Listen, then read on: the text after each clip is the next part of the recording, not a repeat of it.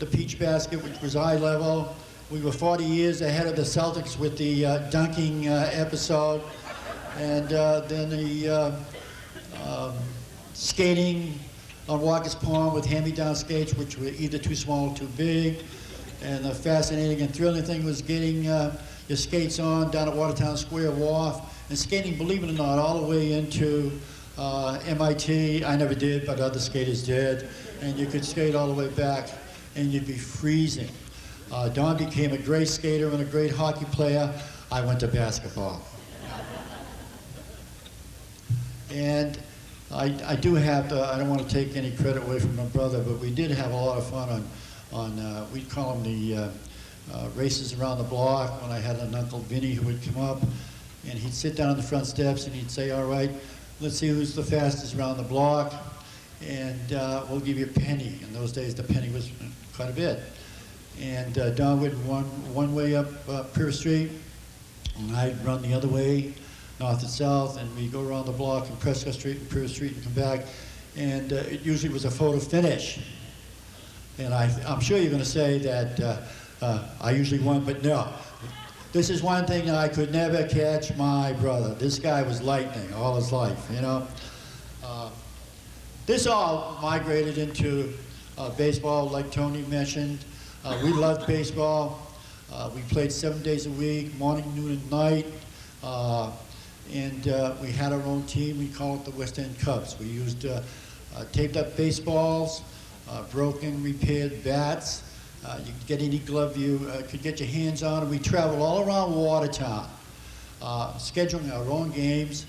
And the big thrill at that time, back in the 30s and early 40s, could we get a game at Victory Field, the Fenway Park of Watertown? And that usually didn't occur.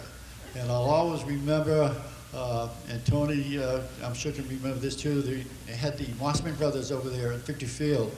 They played all the state tournament championship games right there at Victory Field. The field was manicured. And it's too bad that some of the great athletes today couldn't have had the same type of facility. That was great baseball. I forgot to say that win, lose, or draw, our team, the West End Cubs, we were the best team anyway, you know.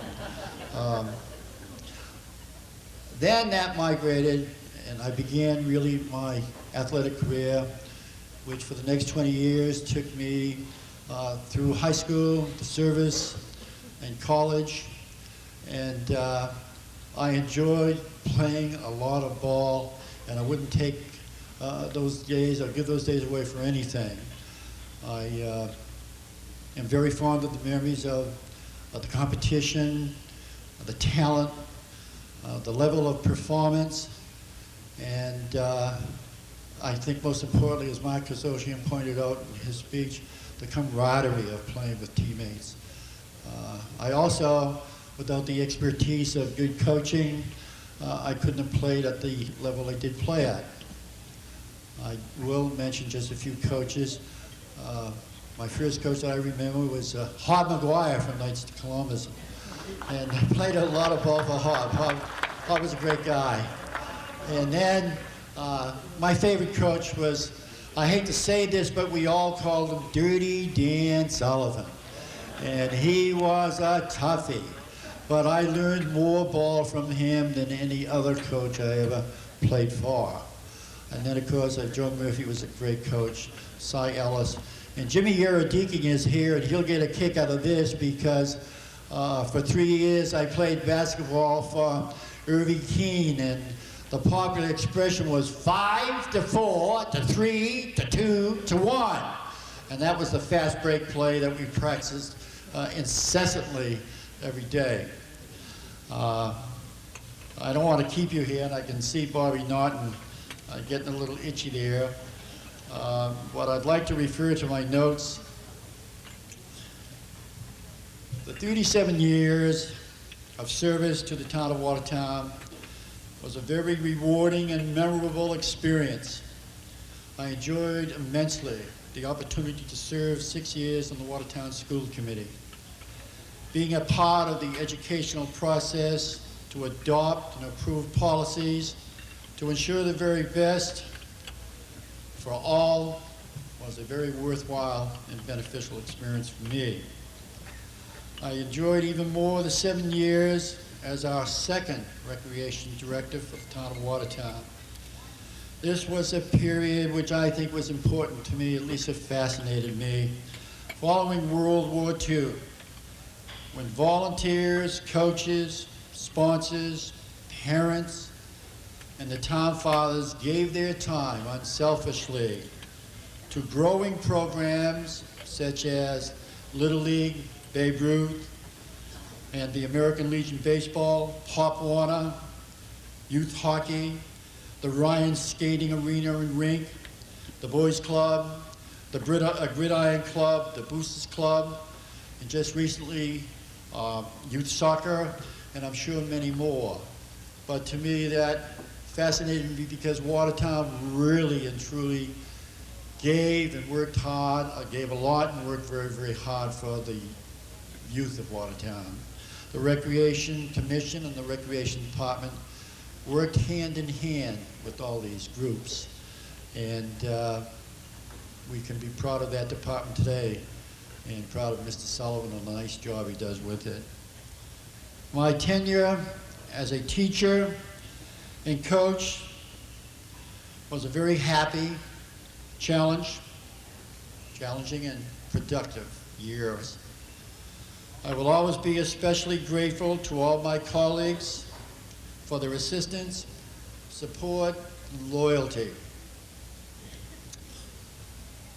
I will be especially grateful.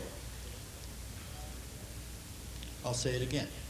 I'll be especially grateful to all my colleagues for their assistance, support, and loyalty. I will always admire and respect their professional dedication. Last but not least, and probably the most meaningful for me, I haven't mentioned any names of all the players or all the students that I personally came in contact, that I admired, that I dearly loved, and it would just be kind of, well, we'd go on and mention names and I'd just leave somebody else. I didn't want to do it. I will do something now. I'm going to mention 2 names of all the people, students, that I saw over a period of, well, we'll say 30-some-odd years, that would represent the type of athlete that you would want. Something like our Mark Kososian, who we honored tonight, and I'll name a boy and a girl. And the one who I really loved for all his attributes, beginning as a sophomore, junior, and senior year, who overcame many, many handicaps and became all-Eastern, all-scholastic soccer player, and was a great leader of men, and that was Jimma Paponi. And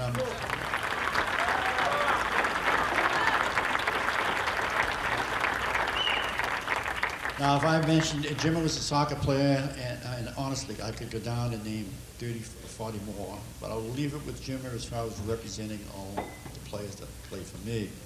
The girl athlete that I thought I didn't coach, but I thought had everything and more.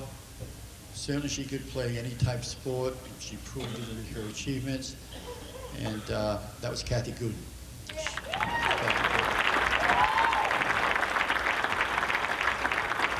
Whatever the case may be, I am particularly indebted to all my former students and each and every player I was privileged to coach. Every day was always an atmosphere of friendliness, enthusiastic participation, and achievement. The Watertown student and athlete is, has been, and always will be the very best, and to me, always very special. I'd like just to take a minute. There's my wife right over there. Betty, raise your hand.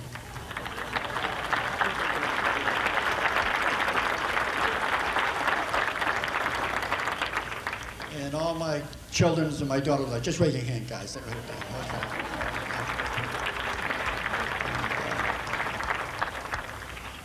Thank you very much. Thanks for the memories. And to my twin brother, Don, thanks a lot, Don.